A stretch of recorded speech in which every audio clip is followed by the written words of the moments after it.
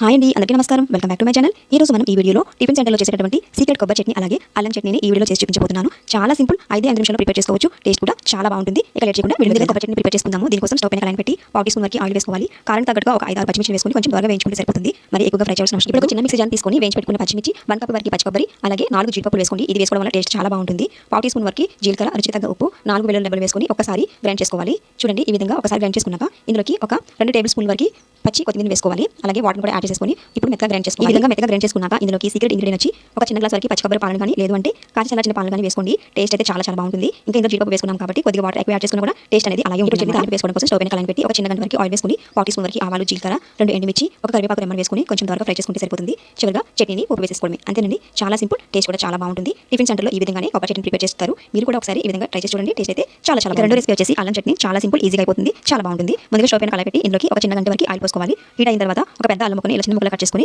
ఇవి కొంచెం brown colour వచ్చేంత వరకు వేయించుకోవాలి. అప్పుడే టేస్ట్ బాగుంటుంది. ఒక టేబుల్ స్పూన్ వరకు పచ్చిశనగపప్పు, మినపప్పు వేసుకున్నాక అవి వేగిన తర్వాత ఇందులోకి కారం తగ్గట్టు పచ్చిమిర్చి అలాగే ఒక 1 కప్ వరకు కొత్తిమీర వేసుకోవాలి. ఇవి కొంచెం వేగిన తర్వాత స్టవ్ ఆఫ్ చేసుకొని పూర్తిగా చల్లారి పెట్టుకోవాలి. ఉత్తి పెట్టుకోండి. అల్లం ఎంత బాగా వేగితే టేస్ట్ అనేది అంత బాగుంటుంది అనమాట. ఇప్పుడు ఈ పూర్తిగా చల్లారిన తర్వాత మిక్సీ తీసుకొని ఇందులోకి వేయించి పెట్టుకున్న అల్లం అలాగే పచ్చిమిర్చి పోపు దినుసులు కూడా వేసుకోవాలి. 1 టీ స్పూన్ వరకు జీలకర్ర, చిటికెడు చింతపండు, 1 టేబుల్ స్పూన్ వరకు పంచదార కానీ లేదంటే ఒక చిన్న బెల్లం కూడా వేసుకోండి. రుచి తగ్గ ఉప్పును వేసుకొని ఒకసారి గ్రైండ్ చేసుకోవాలి. ఈ విధంగా గ్రైండ్ చేసుకున్నాక ఇందులోకి ఒక గ్లాస్ వరకు వాటర్ వేసుకొని ఇంకా మెత్తగా అయ్యేంత వరకు గ్రైండ్ చేసుకోవాలన్నమాట.